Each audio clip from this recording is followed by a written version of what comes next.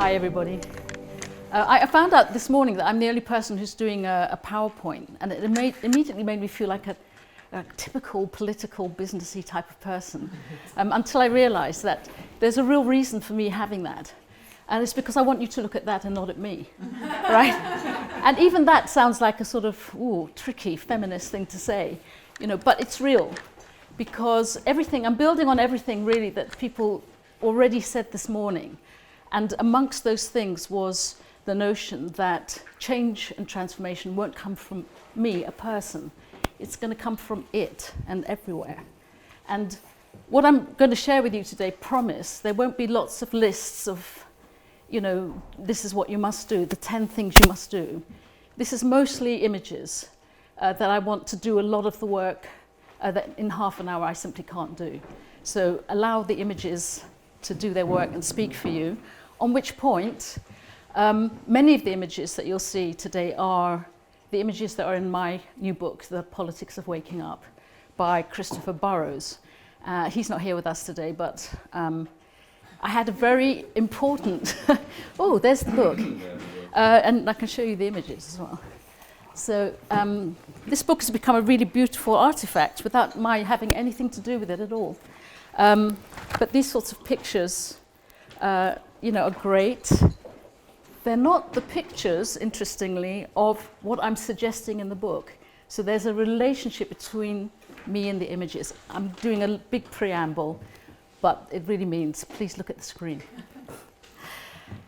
So, quick introduction to me. If this PowerPoint was working properly, these networked individuals would be scaring you, actually, as an image of the future to come, in which they sway and move. And there's a sense that the future is a little bit frightening because it's going to be networked and technological, and it's not going to be in our grasp. And I just wanted to bring that up into the space immediately, and then talk a little bit about what alternatives there are. Thank you, Ivo. So here we go, we're back to the book, and I'm going to put that down. The Politics of Waking Up, and the challenge of trying to explain the subtitle to you, Power and Possibility in the Fractal Age. Much of what I'm going to be describing is really held there in that subtitle. A little bit of background to me, or my personal story, is that I've spent all my life really seeking the answer to, what is agency and where does my power lie? And similar to maybe the story that Amisha told this morning, that was to do with a lot of death experience that I had as a young child. My brother died in a car crash. Six of my mother's 7 brothers and sisters died of cancer while I was a teenager. We moved from where I was born to England.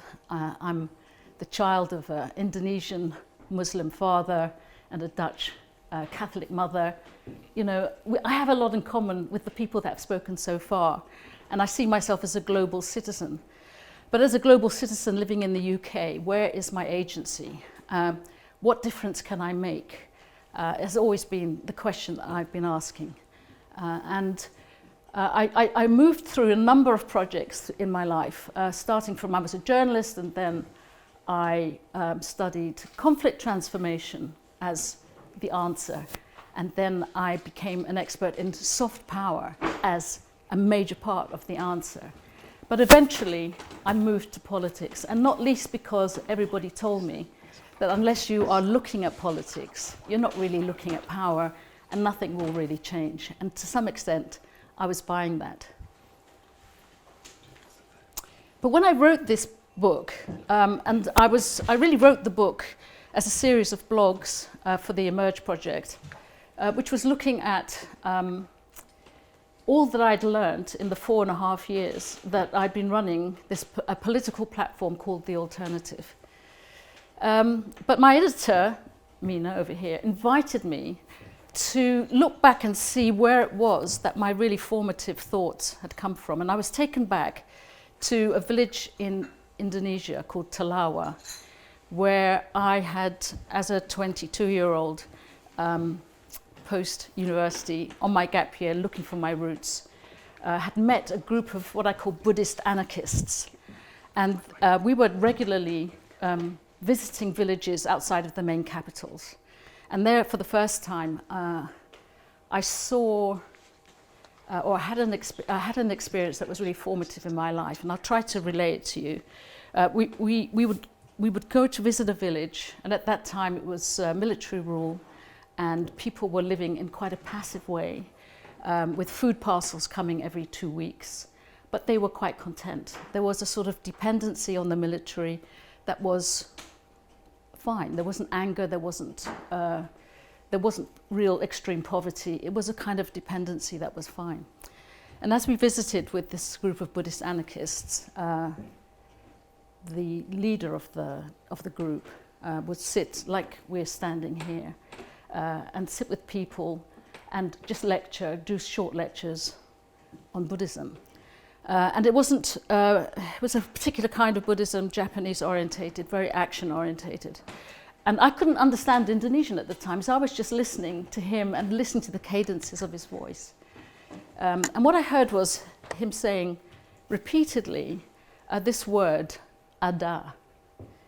And he would string it, it would intersperse every, paragraphs, Ada, ada. And afterwards I asked, and I got an interpretation of what it was that he was saying. And it was something like this. Ada means it's there. And it would be something like, you feel you have no power. You have. You feel that change is not possible. It is. You feel you have no resources. You do. And the pattern would be that we'd go and visit a village. He'd give this sort of lecture, and then people would talk together and discuss what was said. There was always a little nervousness, a little bit of hesitation. And then 6 weeks later, we'd come back to the same village, and something will have changed. People might have started to grow some vegetables there, and you're beginning already to see, small gardens appearing. Maybe there was a road beginning to be built. Children that were living with their parents might have been able to move out. But mostly you felt this energy in the space that was completely different.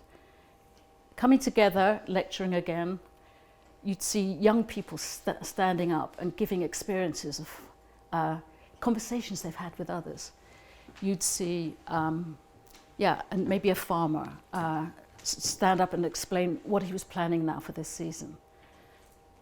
This sense of it wasn't there, but now it is, has stayed with me all of my life. And it's something in a way that I'm always trying to live up to. This sense of, you think you can't do this, you can.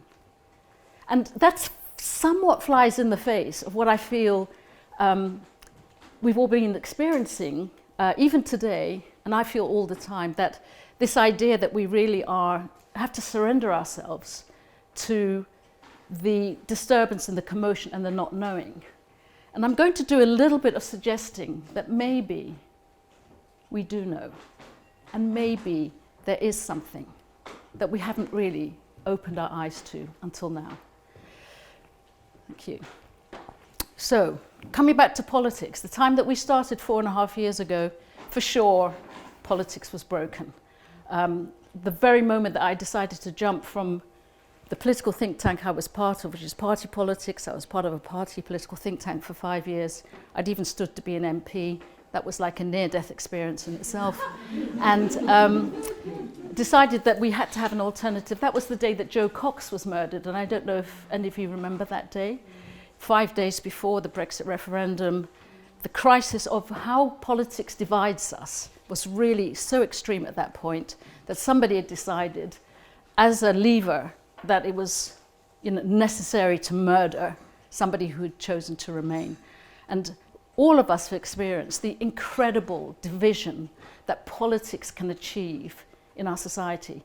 For the first time, not only were our communities divided, but in families. My sister and I were voting in different ways. How did that happen? It was really profound division. And then if you look at the way that politics operates in our society, that is constantly the way. half the country is actively invested in the failure of the other half. Think about, why can we not get our act together on the environment? Well, that might have something to do with it. Why can't we get our act together on poverty? That may have something to do with it. We are profoundly divided, and that is the structure and culture of our politics.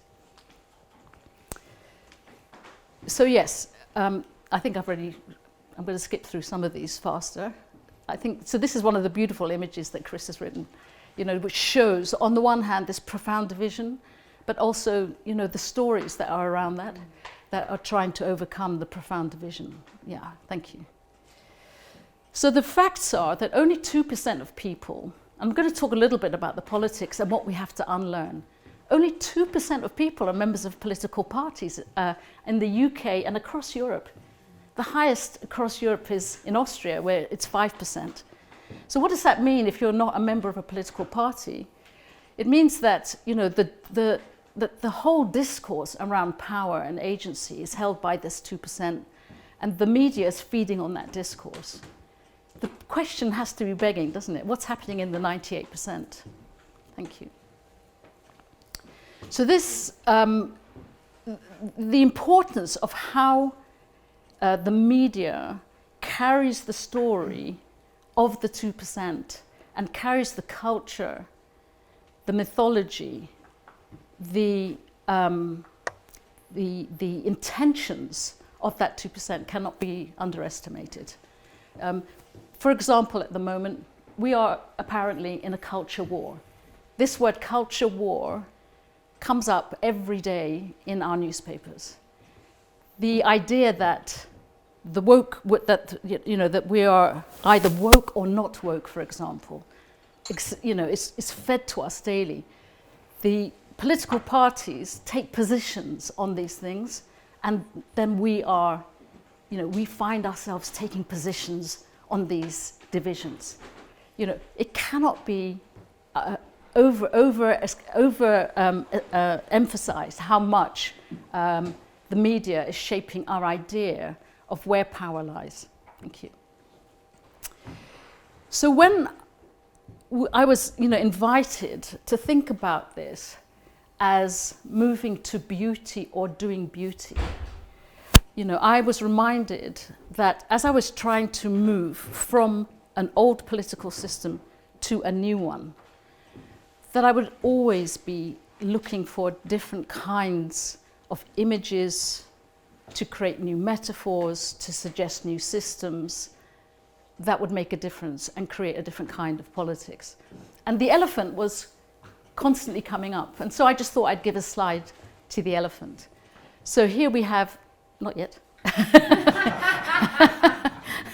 too keen. You'll recognize all these different elephant metaphors that describe something about where we are. There's obviously the elephant in the room. Yesterday, Jonathan invited controlled explosions. There are many elephants in the room. So often, in the course of this couple of days together, we're going to keep thinking about, but why is nobody saying this?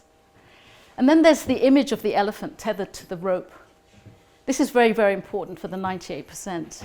This idea that 98% of the people cannot have a voice.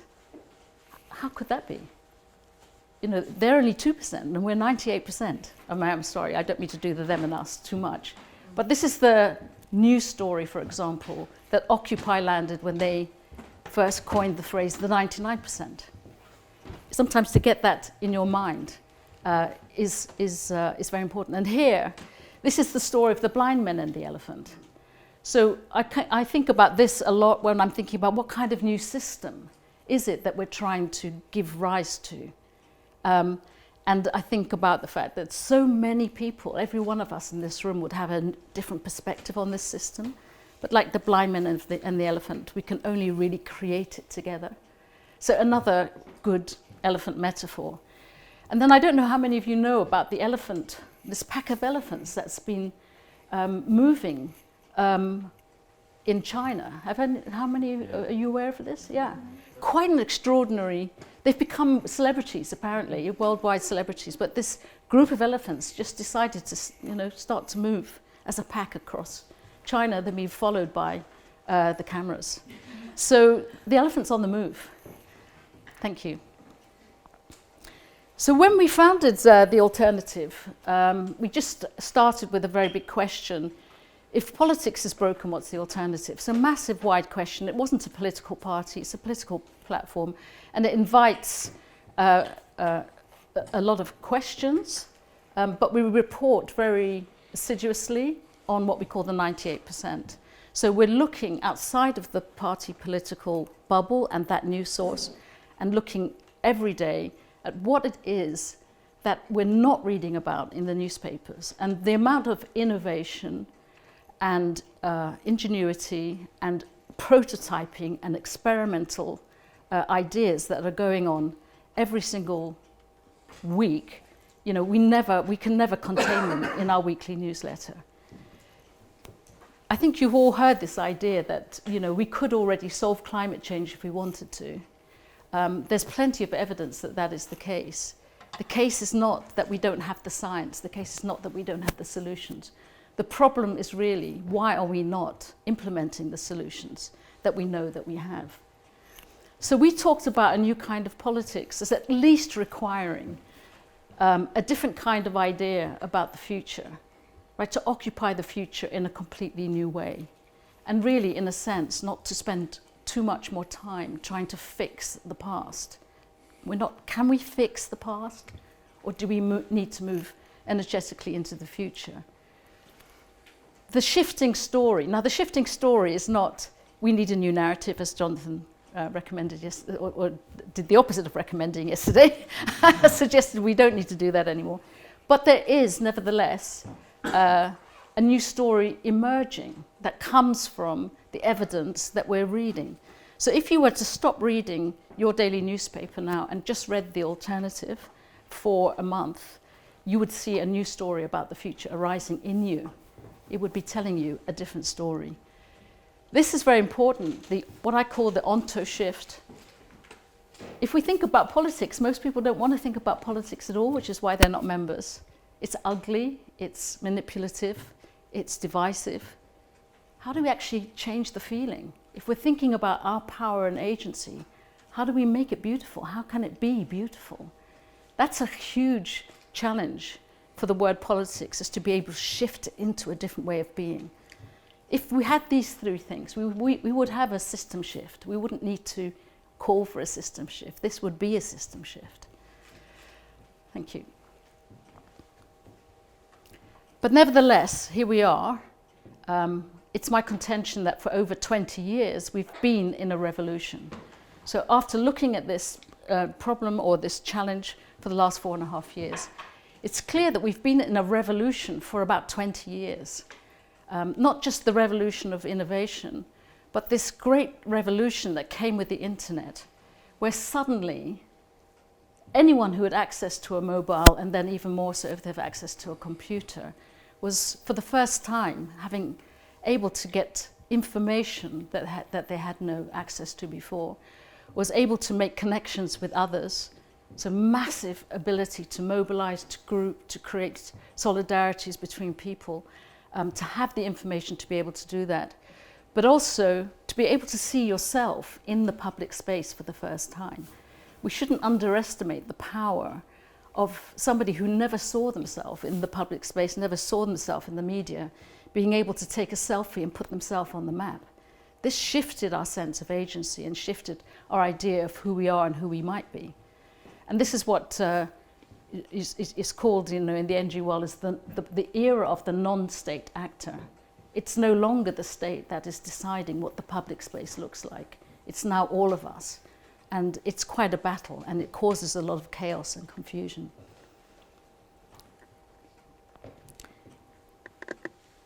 And this is another image that is an important one. I don't know how many of you would recognize that immediately. It's an image of the boiling frog. So when I talk about us waking up, and when I talk about the 20 years of revolution that we're already in, the question is, are you awake? And in fact, I just want to sit with that for a minute. and I want you to ask yourself, what does waking up mean to you? And are you awake?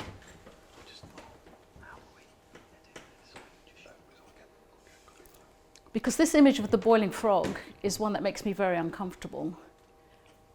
Even sitting here, having this great conversation with you. Maybe I'm just enjoying the warm water. Maybe I'm enjoying this new sense of purpose, moving towards beauty. Maybe it feels nice to me. But am I boiling alive here? Is that what I'm allowing? Is that what we're doing? So I'm always asking myself, am I waking up, or am I talking about waking up, or what is this? So this Ada issue, how do we move from talking to revealing? How do we shift our reality?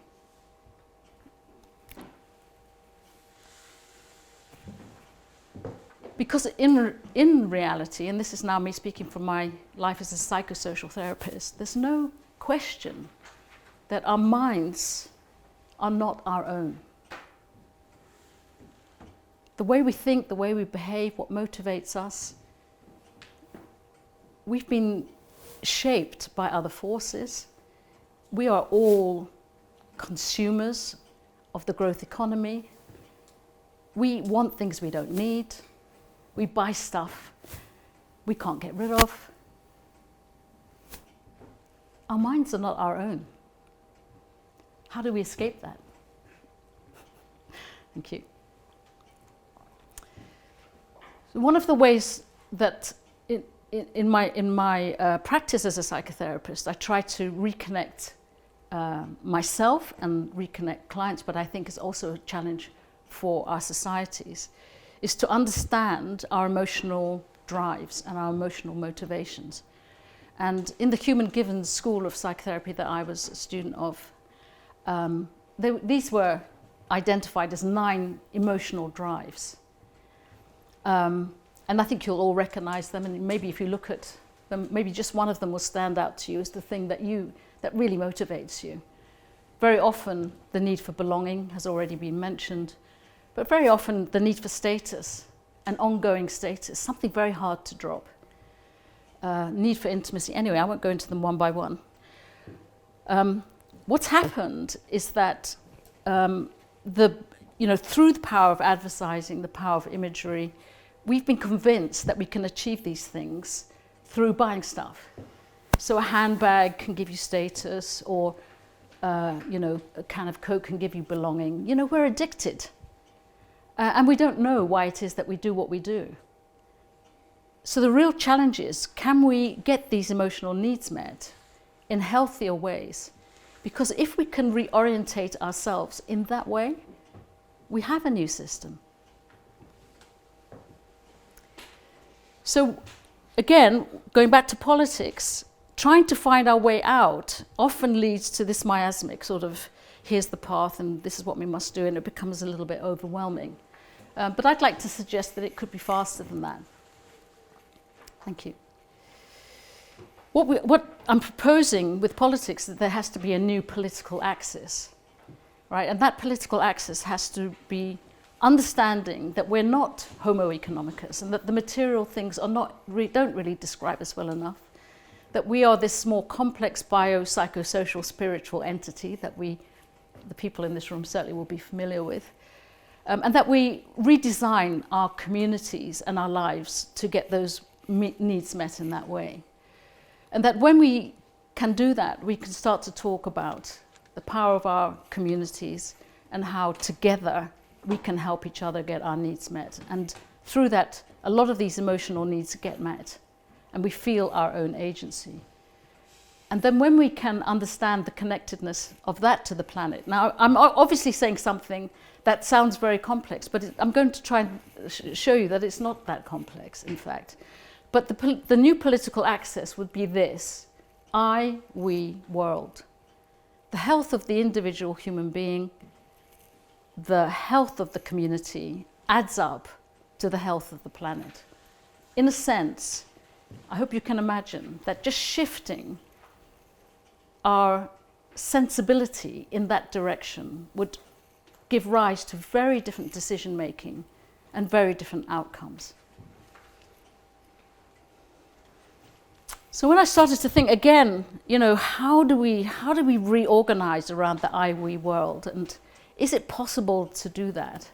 And I started to think about civil society and about how difficult it is, and to get people to work together. But when I gaze upon nature, if I'm amongst the trees in a place like this, I can feel myself reorientating. And I can feel that, in fact, it's the most natural thing in the world to be connected in that way and to reorientate in that way. And that if I'm being that person and feeling that structure internally, I start to behave differently. So here's an example of the Ada moment. When I started to look for, in fact, what we started to do with the Alternative UK is we started to prototype what we called citizens' action networks.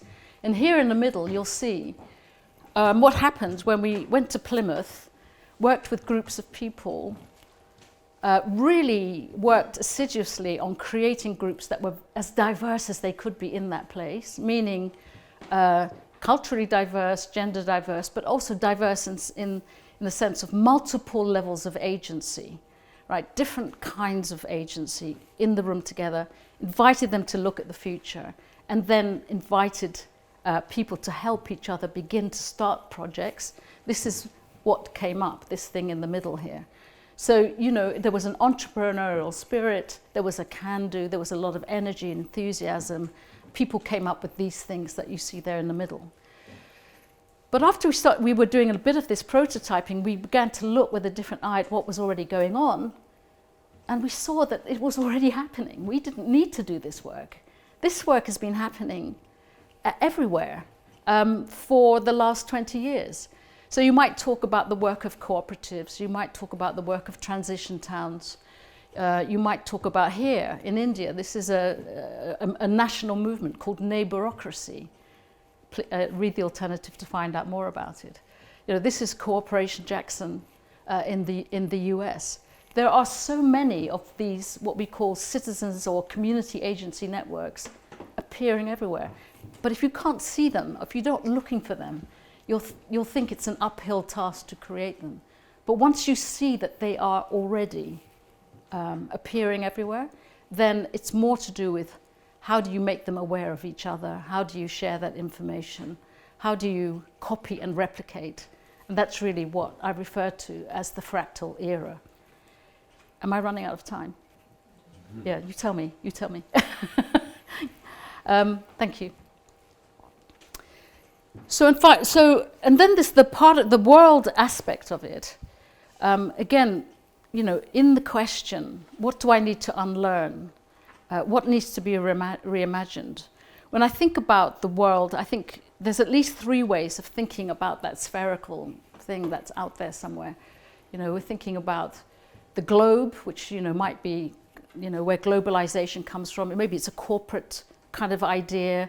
It's certainly governmental. It's to do with the current power structures that we have. Or I could be thinking about the planet, or the earth, which is a very different concept or a very different idea of the same thing, and something that I'm immediately related to. But then I could also be thinking about the word world, our worlds. So my world is different from your world, and when your world meets my world, something new is created. So suddenly there's a new relationship to this thing that seems out of control. And it moves into, a space, if you like, where I have agency. So we world is something that I can affect directly from the way that I'm being and acting. And I just wanted to throw this image of a fractal in there to get a shortcut really to this idea of the fractal age. Because as I'm standing here and saying what I'm saying, there are people like me saying the same thing in different parts of the world, different parts of the country, bringing together the same sort of knowledge. and maybe sharing that on the internet. None of what I've really described today is stuff that I would claim to be my own. It's just what I'm observing and what I'm pulling together. And I'm seeing that happening everywhere. And this is what I mean. There doesn't need to be a central body anymore that does the job of scaling a good idea. Today things go viral. Today things get copied. Today things can happen much faster than in the past we could have imagined. And so where, what is the concept really? What is the moving from the idea to the unlearning, the reimagining. I'm suggesting that it's being realized almost as soon as you think of it. When I experience the possibility of something, it's almost always now the case that there's evidence appears to me that it's already happening. So this Ada sense, it's there, it's already happening, is quite a shift in the way that I feel about the future now. So cosmolocalism, I invite you to look up cosmolocalism. On Google you'll find there are schools of cosmolocalism. Cosmolocalism mostly means how the world appears within your community. So, have the internet, you can download from anywhere in the world blueprints, prototypes, information, solidarity networks, it's there. And localism is no longer the small, flat, insignificant thing that we used to think localism was. Yes, I was just trying to remember why I put this in. And I think this is an image really of, I want to in a sense, make present for you again how much this is happening within our consciousness, within our imaginations, and that in a sense we're already moving to another idea of a planet in our minds. If Elon Musk wants to go to Mars to get away from all this, we are all actively moving onto a new planet that is a different space, and we don't need to move at all, and it won't cost us any energy to do that. How do we honor that? And is that just something that I'm saying here, standing in this room, and it's all right for me to say so? This is a Second Life scenario event for any of you who've ever seen that before. But just to go back to the Ada, Ivo. Yeah. Here's a project in Birmingham called Civic Square, again, which I invite you all to look at. And in this really earthy, diverse, energetic, full of young people project, which has got a load of money from all sorts of philanthropists, is growing this very thing, where there's a department of dreaming that releases the imagination, checks for your identity, and then uses foresight principles to build, in reality, in Birmingham, a different kind of citizens' action network that is giving rise to a new economy called the fourth sector economy. These things are happening in real time, and you're not reading about them in the newspapers. So this, finally, I'm getting to the end now, you'll have to know, this is an image that Chris drew when I asked him to talk about the shift between the masculine and the feminine, and perhaps ponder on that for a bit. It took me a while to really understand what he was trying to depict, but it was something around this image of, the destitute and the barren, the idea of that we don't have a future, or our powerlessness, and this encroaching sort of growing connectivity between us, new stories of possibility, bringing with them life itself. He was thinking of the feminine as waves, or as the childbearing, or I can't quite get into his head, but this feeling of this wave that is coming, I thought was quite significant. And then finally, this is probably the most radical suggestion that I make in the book in terms of what is the new politics. When I think about what is possible and what is rising and the fact that it can't get the power, the space, it can't be told in the mainstream news, I felt the importance of imagining and bringing into being what I call a dual power system. So at the moment, the best we can imagine is that things appear and that the political parties will start to represent it and a new story will tell. It's too slow. It's not going to happen. It's too impregnable, the old fortress. So the dual power system is really how this kind of movement of new ways of seeing power and new ways of having it, taking agency, will grow on their own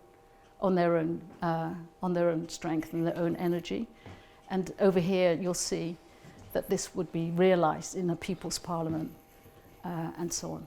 Anyway, this is just a radical thought that's in my book, and I invite you to contradict me.